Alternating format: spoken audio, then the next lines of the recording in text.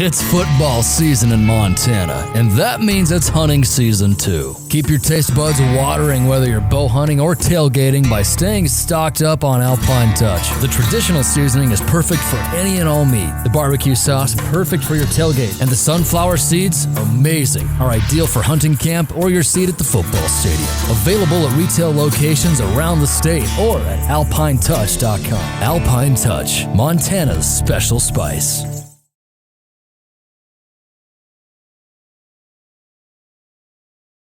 Great news this morning to hear that the game will be sold out. To realize that, to have each one of our home games sold out, I think was certainly a hope. But to have it occur, a lot of things have to happen. First off, we have amazing support, and not only has that been evident when we've been at home, but the crowd we had at Eastern Washington on Saturday was amazing. Down at Laramie, Ogden, Portland, everywhere we've been, our crowd has made a difference. And to quantify it in a home game, what that means for us, and ultimately the obstacle it creates for our opponents, it's hard to quantify. So we really appreciate it as a football program, and we hope that we're providing an opportunity that people don't want to miss out on. That's the environment we're trying to create. That's the team that we want to have people want to follow. And like Leon alluded to, we hope there's many games beyond this next one to come. But all we can control from a home game perspective is this next one. And coming off the game at Eastern Washington, where we found a way to win in an environment and against a program that we hadn't, as a program, had a lot of success against, was huge. We certainly did a lot of the things well as far as the plan goes, but we put ourselves in some situations that created a challenge. And I'm so proud of the guys for trusting each other, believing in one another, believing in the plan. I think the things that we continue to talk to them about in creating consistency, creating the same type of team and continued improvement, our guys have bought into it. And we talked about playing in November, and these games matter so much, obviously, for standings and rankings and all those type of things, but it really matters, are we getting better as a football team? So I think in many ways we did that on Saturday against a really good opponent, and now we got to find a way to do it against Idaho. Idaho, has not had maybe the season that they hope for, but they're a team that we feel like, from a talent perspective and from the ability to come in here and really challenge us, they have all the ingredients. So we're back to work today. I think our guys, certainly enjoyed the win, but we're back at it and getting ready for the Vandals. So with that, I'll open up for questions. Troy and Bryce, player of the week. Can you kind of just describe how you felt about their performances? Yeah, speaking to Troy, I think it's evident he's one of the best players in our conference, and he's continued to show up every Saturday with those type of performances. So whether this is the first time he deserved it or not, I don't know, but he got it, and it's well deserved. And without his play, his leadership, just the way he goes about his day-to-day business, we wouldn't be the team that we are. I think that's fairly easy. I know probably the first thing he'd say, he dropped that touchdown, and that could have made a big difference. But the 15 tackles and just his presence, and how an offense has to think about a Mike linebacker. I think that goes without a lot of conversation, week to week. But I know he's a guy that every other offense has to prepare for. With Bryce, we talk about gaining an edge in special teams, and sometimes those edges are obvious. Sometimes it's just a matter of taking, net punt and net kickoff versus theirs. And while we haven't had the explosive plays in the return game, and we had we had two, both of them been called back, I guess, over the course of the season. Bryce's punt at the end of the game, that gave us an edge in the special teams. His ability to put them inside the five, you could argue that was the biggest play of the game. And Bryce has continued to get better and better throughout the season. He's been very steady, very consistent, and he's a guy that we feel like can be a difference maker for us, and he certainly made a difference on Saturday. Have you ever coached a player quite like Troy who can impact the game in so many different ways? Well, I've been primarily an offensive coach, so I've certainly got a couple quarterbacks that could impact the game in a lot of different ways. I think over the course of the time we've had some really impactful defensive players that have gone on to some great things, but Troy would be right up there. And when you quantify his whole career and all he's done, that puts him on a whole different level. Obviously I wasn't here for the quarterback and the running back days, but I think what goes a little bit unseen is that he's out there on special teams a whole bunch for us too. And there's a trust factor that obviously a player like him brings to those special teams, but there's a complete buy-in on his part too. I think any opportunity he can go out there and help us win a football game, he wants to. And what I really appreciate about him, he played defense, but he'd been an outside linebacker, and what he was asked to do previously was more cover and blitz, and we've without him being in spring ball, really asked him to play a kind of a completely different position. Felt like he was very capable of doing it based on his skill set, but he's taken that and ran with it. And he's a guy, and I've said it before, whether it's in the classroom or on the field, he could get by on just his ability, but he doesn't treat it that way. So he's right up there as far as the complete package of as far as guys that I've been around for sure. The announcers in the press box after the game were saying you can't keep running outside, talking about Eastern because of Troy and the speed of those guys side to side. But then we were saying, well, you can't really run up the middle because of Chase. I mean, how much does that speak to just the depth and how good you guys are? Yeah, one of you guys asked about it after the game that day, and it was maybe Coulter actually. What is the kind of similar question? I said, in Troy's case, when you put all the X's and O's up there, he's probably exactly what you're looking for. So you can do more things with him. You can stress him more in the run game, and then at the same time, it's not all about him. I think that's really what we have going on defense right now. It's about all 11 guys doing their job, play after play, and we weren't perfect on Saturday defensively, and a couple times it was some misfits that maybe scored for 10 plus yards, but they because everyone else is doing their job and running the football, those 10 yards maybe become 20 at the most, and we're not giving up 60, 70 yard types of plays, 40 yard plays for that matter. Defense or offenses have to go the long way against us, and no matter who you have offensively, that's hard. And I think Eastern found that out. We got them off the field a whole bunch more than I think they're used to.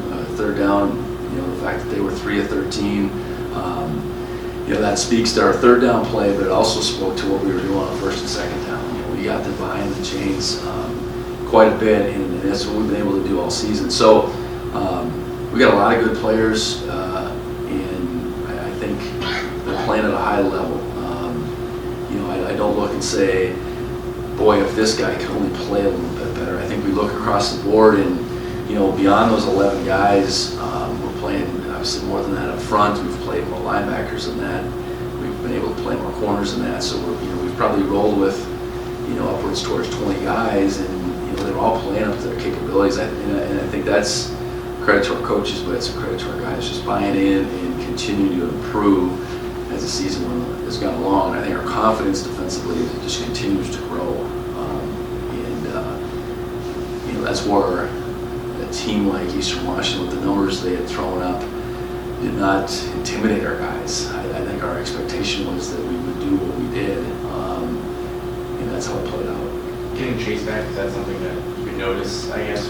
Yeah, I referred to it after the Idaho State game that the guys that played for him, Byron, Blake Schmidt, played well within their capabilities. As Chase has another level, and it only ends up being maybe a handful of plays each game, but if it's 4 or 5 plays that he's doing something that's, to the common man a little extraordinary, that matters. And he did that in the run game in particular at times. On Saturday was extremely disruptive, and plays that he maybe doesn't even get to tackle, but he creates the running back having to do something he doesn't want to, and then there's a tackle that's right behind it. So yeah, he makes a huge difference, and appreciate his efforts to get healthy and go out there and just play his tail off. Do you think he has some pro potential? Well, I think he's got a game that can equate, from a disruptiveness. He's probably a little bit undersized relative to ultimately what they're looking for, but he's very disruptive, plays with a really high motor, is incredibly strong. So, I think his health has been a challenge. But yeah, I think, the way he plays, I think he warrants that look for sure. How'd you feel like James played in his return? James played well, and James is a competitor, and he was competing against time the last several weeks since Portland to get back on the field, and to get back on the field coming off an injury, it takes that mindset, and so he did all the things between Portland and now to get back on the field, and he went out and played hard, and made a couple tackles. He, to my knowledge, really wasn't tested a whole lot, and that's probably because he was covering his guy. We were getting pressured, he was covering his guy, and I'm trying to think. I think he had a couple open field opportunities tackling-wise, but his guys weren't getting targeted a whole lot, and that's a credit to him. And then Nate coming back, I know he was beating himself up for the touchdown opportunity missed, but how did you feel, and how relieved does he seem to be back on the field? Yeah, I think it's been a long road for Nate, and it's, you think about his journey here, you transfer and it doesn't immediately turn into what you think it might, and then you're on your way and doing well, and then you get hurt and you don't know how long that's going to keep you out for, and I think optimistically in November was the time. I think he wanted to happen faster, but here we were in November and it happened for him, and he went out there and just like James, Nate's a competitor, he's willing to do whatever he can, and I think once he got out there and got his feet wet, so to speak, it was like having old Nate out there, in which we didn't get a chance to see what old Nate looked like in the game, so it was good to see. Coach, obviously early in the week, but what stands out to you about Idaho? Well, I think they're a talented team, and it hasn't quite gone their way, but they're coming off a big home victory on their senior day.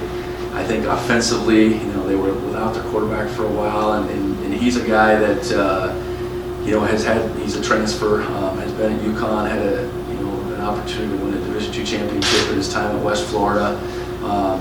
So he's, I think, a talented guy that can throw the football well, and he's in that 65 range as far as his completion percentage. He's got a couple targets that, I think have a lot of ability on the outside, and they have a couple backs that they can give it to that are different, but it seems like they want to be able to, split up the carries, and sometimes when you have different guys back there that kind of create that change up a little bit, that's challenging. So I think offensively, they have the ability to do some things against you, and defensively, the defensive coordinator is a guy named Mike Bresky that I worked with back quite a while ago at NDSU, but have faced on some different occasions. Most recently, we played Idaho in 19 at Wyoming, and Coach Bresky's a very good defensive mind, and they have the ability to do a lot. I think linebacker-wise, in particular, their inside linebackers are really good players, led by Trey Walker, and I know they got the ability to get pressure on you, and they just have a talented bunch that a few games have gotten away from them. Hard to explain.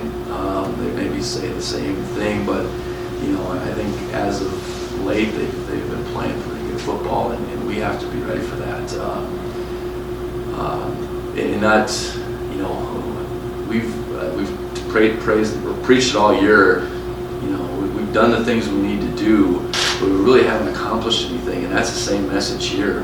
You know, we're 8-1. We've got a lot out in front of us, but we haven't accomplished anything. So, you know, this is the next one in line, and we got to take it for what it's worth, and know that we have a good football team coming. And Leon mentioned it, senior day. What has this group of seniors meant to you in your first year of being a head coach? Yeah, I think your first group as a head coach is probably always going to have a very special place in your heart, and in part because those are the guys you probably get to know the quickest and the best, just by the nature of the way, you know, you want to reach out to them as far as learning about the program. Certainly the captains are all part of that bunch, and I spend quite a bit of time with them. And you know that, you know, as a coach, their time, you know, is short. Their time, even though in some cases it's been 6 years, what they have left is short, and they want to make the most out of it. So those are the guys you really want to tap into, but you want to make their season as special as possible. And in particular, transition, you know, I think we knew right away that we had a talented group and a talented group of seniors, a group of seniors that have been through a lot, had come very close. I could go on and on, but the transition, coaching-wise, couldn't hurt their opportunity to achieve what they wanted to achieve. And I appreciate them first and foremost for buying into the changes and helping us through the changes. And you know, it'll be great to send them off on Saturday, but you know, hopefully we can find a way that this isn't their last home game. Do you expect Taylor back for this game, or what's his name? The expectation is that he will be back, yes. Okay. Yeah. So what do you think of the guys who did play instead? Yeah. Was that kind of a purposeful alternation there? Yes. You know, so Dresden Cole Sain didn't make the trip. Cole was injured last week, just wasn't ready to make the trip. And, you know, Dylan Porter and Joe McElroy were both guys that I think through the course of the season have, you know, been waiting in the wings and preparing for their opportunity, you know, filling gaps in on either side, both left and right as the season's kind of went along. And I think going in with the nature of the timing with both situations, both with Taylor and Cole, we felt it was best to play them both, and it was probably, you know, fairest to play them both. I really thought they both competed well, and you hope out of that they both take that, and now they have a newfound confidence. You know, sometimes getting over that hurdle is just playing in meaningful reps. And Dylan had played in a few at a home game. I can't recall which one it was when Taylor went out and he got thrown there for a little stretch, but Joe really hadn't. So I thought they both performed well, you know, and they didn't have to be anything more than their best version of themselves, and I thought they both did that. And I think it was very meaningful for both of them, but it was important for our team that they went in there and just did their job. Any other absences this weekend? Moving forward, not at the current time. No, we got out of that game very healthy. You know, I think Andrew Patterson has continued to make progress slowly but surely. So I hope we have him coming back. I know he's only played one game yet, but I think it's fairly obvious that he flashed pretty good in that one game. So we've been hopeful to get him back since then, and I think that will happen. But as far as absences, as we see here, What'd you say to Willie after his penalty? well, I asked him what he did, and I said, first off, I said, you made a great play. I don't know what you did, what you do, and okay, it's not whatever. I didn't even know what he did, honestly. So he drew a penalty, and we don't need that. So we make the play, and we come back to the huddle. And I said, get back out there and make some more plays. That was about it. Have you seen it since? What did you think of that call? I would suggest it was a misinterpretation of what he was doing, honestly, about that. Yeah. Coach, with senior day coming up, as well as you guys just coming off a big win, how do you get your team to stay focused on the game ahead with the Grizz right around the corner too? You just talk about Idaho.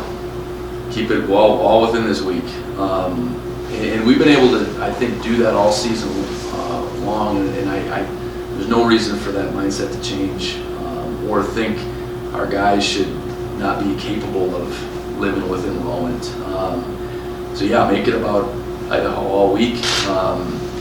Whatever's in front of us, whether it's a scheduled game beyond this game or the potential for playoffs, is all stuff that is down the road, and in some ways obviously contingent about how we perform this Saturday. So let's make it about Saturday. Let's pour into our preparation for Idaho and give them, our best effort. There's been a little bit of buzz about the possibility of college game day coming to Missoula. As someone who coached at NDSU and Fargo hosted game day, just what are your thoughts on the prospect of that, and what's it like for a program being able to host something like that? Well, I think going back to that opportunity, I don't know if that was the first one, but it kind of became the first one of the regular ones that they chose to go to an FCS school every year. And I know when it happened, we couldn't. I think it was my sister called or something, and she heard from it. I was like, "There's no way." There's no way. That's. But anyways, it happened, and it's a credit to I think ESPN identifying that there's big games and big venues and great programs beyond the FBS, and they've stuck to it, and they haven't made it out this far yet. So if it happens, great. If it doesn't, it doesn't. But it was a neat opportunity, I know, for our program at NDSU and our players. And I think it's just good for football. It's good for college football. It's good for FCS to be, have the light shine on it, because everybody's eyes that are a college football fan they're probably on game day, college game day, and so we'll see how it goes. But it's a neat experience. In your experience, is a trap game a real thing, or is that mostly kind of like a media-driven narrative thing? Probably media-driven. I don't know. I think if you don't have a mature team and you're coaching ahead, you're trying to get two things accomplished at once. Yeah, I think it can occur. Because if you don't have enough respect for your opponents, whoever they are, as a team, you got some real issues. So I think we understand that in our league, anybody can beat anybody, and why seasons go the directions they go. Sometimes it's good momentum, it's bad momentum, it's youth, it's injuries. You could lay out all the different reasons why. So every team is capable of beating everybody. And I think we've seen that through the league this year. There's been some real upsets. There's been some really close games that no one thought could happen, and I know we've been a part of a couple of those. And you can point to our last home game against Idaho State. I think we prepared well, and we knew they were dangerous, and they gave us fits. So you just got to go about your business, and football allows for that. Football allows you this week to prepare. Coaching sports that have 2 games on a weekend or 3 games for a week, you probably fall into a lot of traps that way, just because your workload has to be different. So I think our team has understood how to go about our business every week, and I would expect this week to be no different. Coulter, do you have anything? Yeah, sure. I have a couple for you, Coach. First of all, I find Idaho's presence back in the league fascinating, because it's almost like a line in the sand for fans, just to see how long you've been following the Big Sky. I know a lot of fans, maybe of the older demographic, really think of Idaho as a fierce rival this month. So, do you have any perception of that, or what do you think of Idaho being back in the Big Sky Conference?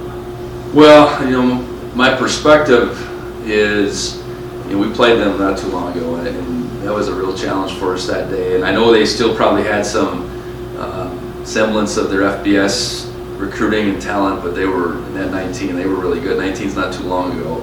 But then you look at their history, and their history with great quarterback play, with playoff teams, with conference championships. I know Coach Erickson had some real success there.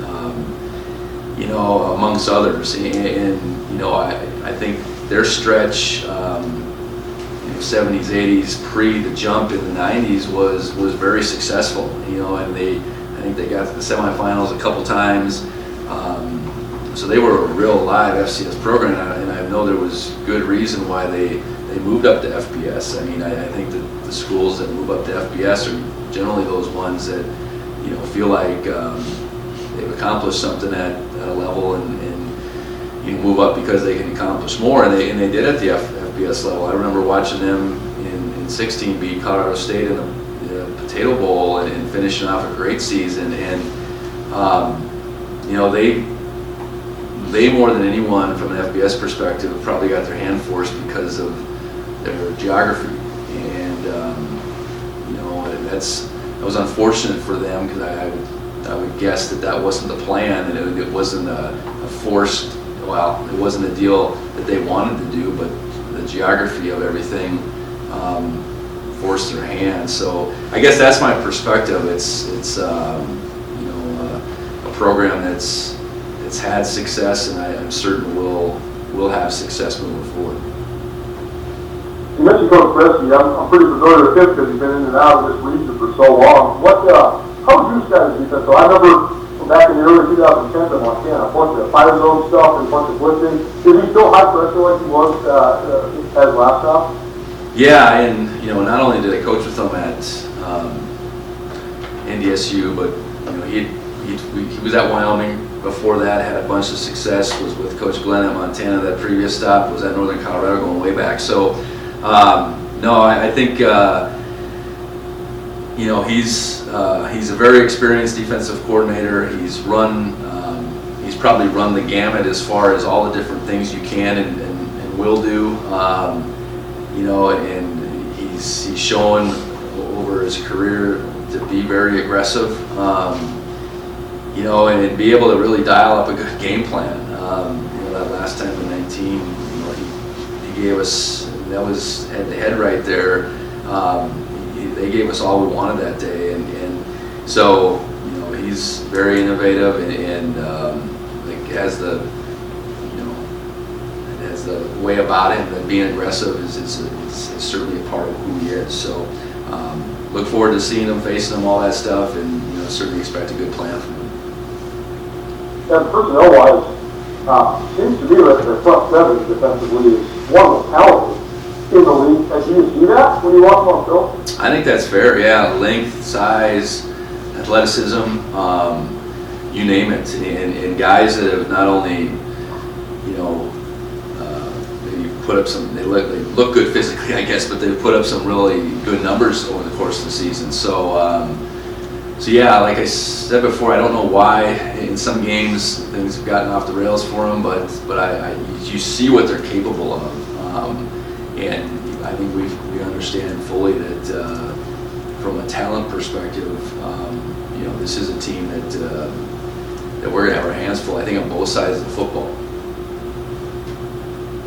Does that cause them for a higher level of alert, I guess, or emergency, or I guess, you know, the fact that this team maybe isn't a playoff team but don't have good talent, is that a concern of the coach? For sure, yeah. I mean, I think talent always scares you. You know, I think talent always puts you on alert. And I hope with our players, I think they're mature enough to recognize talent too. And again, if we can make it just about Idaho this week, which that's what we intend on doing, you know, we'll prepare and we got a talented bunch too, and we're going to go after it. But I think we understand fully that you know, no one's going to lay down for us, and we're not so talented that we could just I guess win on talent alone. We need to be prepared, and we need to be in the right places. We need to, you know, take that talent and you know, finish blocks and tackle and all the things, you know, run to the football and play with great effort. I mean, that stuff all has to,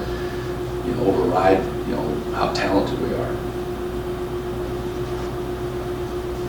And last one for you. I know that you guys aren't concerned about the postseason awards and stuff like that right now, but it seems to be that Isaiah Fox has at least made a case to get some sort of national recognition, I guess, with his performance so far. So, I mean, I guess you hope that people are noticing just the workload he's carrying for you guys? I would hope so. Yeah, he's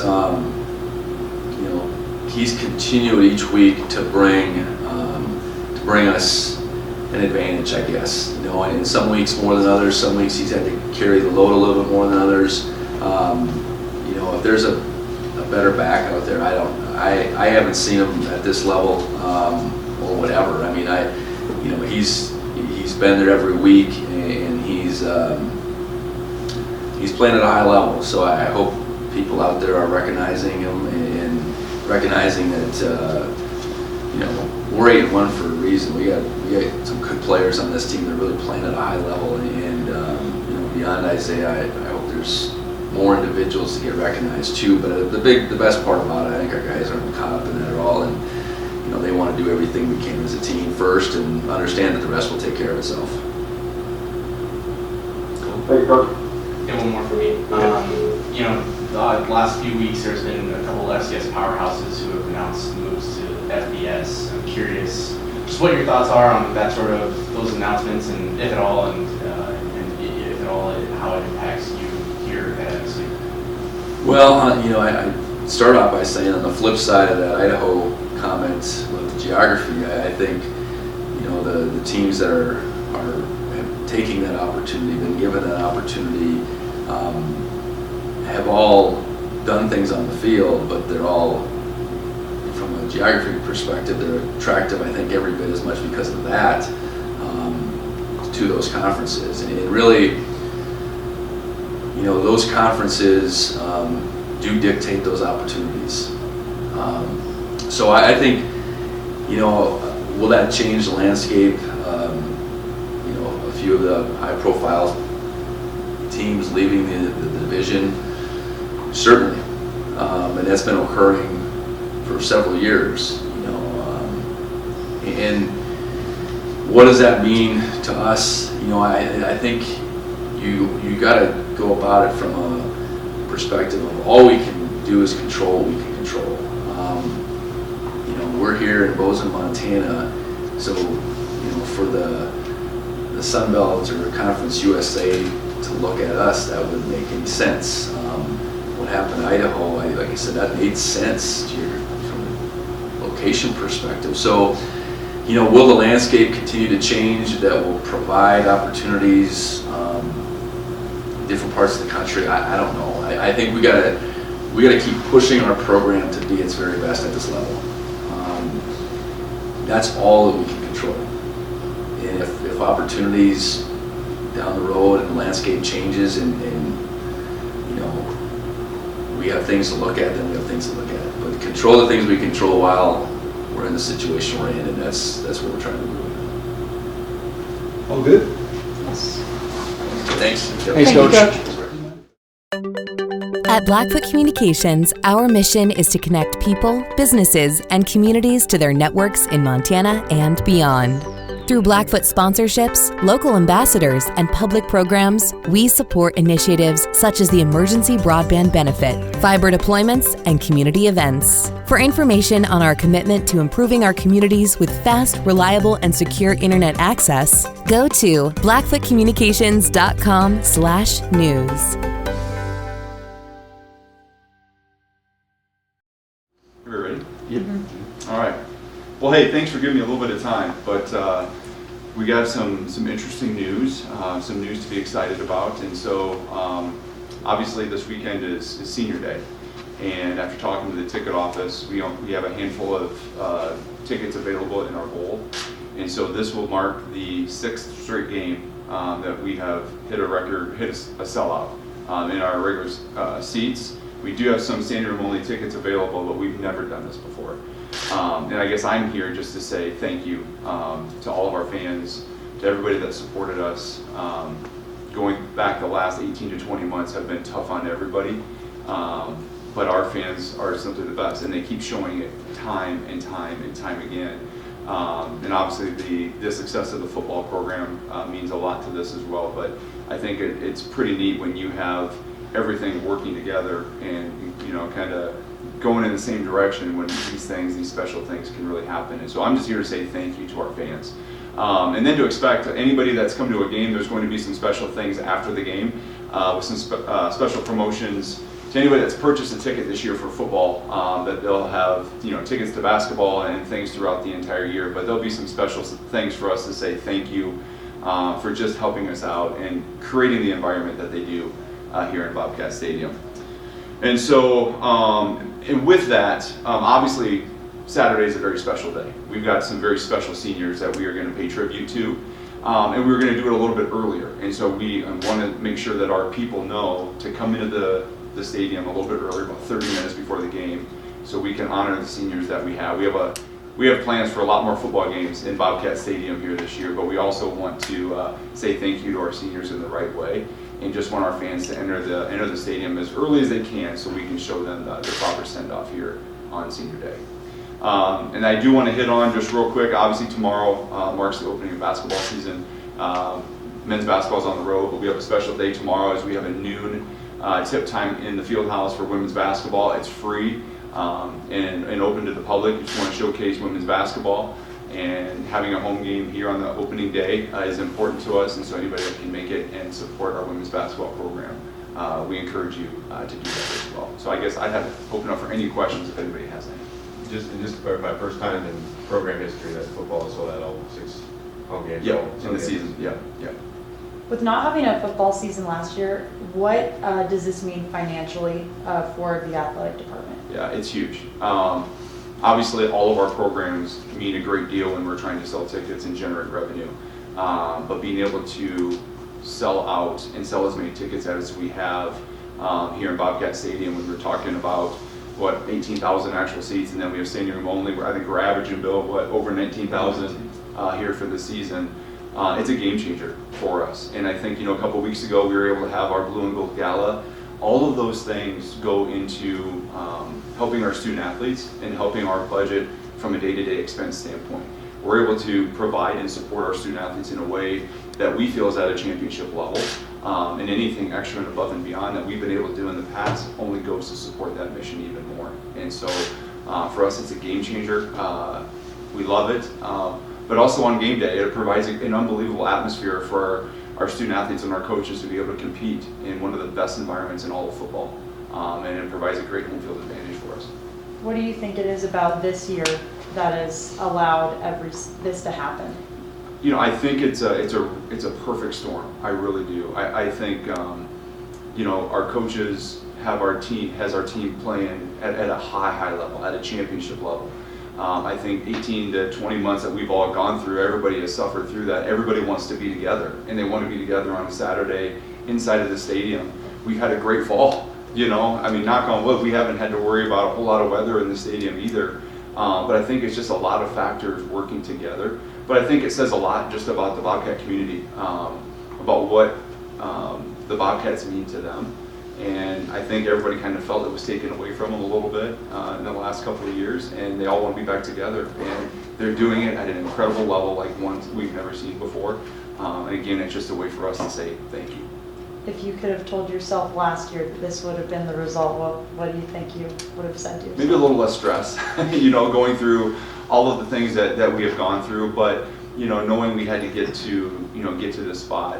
I think you never know. You just never know how seasons are going to go. But our team and our coaches have our team playing, I'm telling you, at a championship level, and our fans are excited about what's to come yet here this year.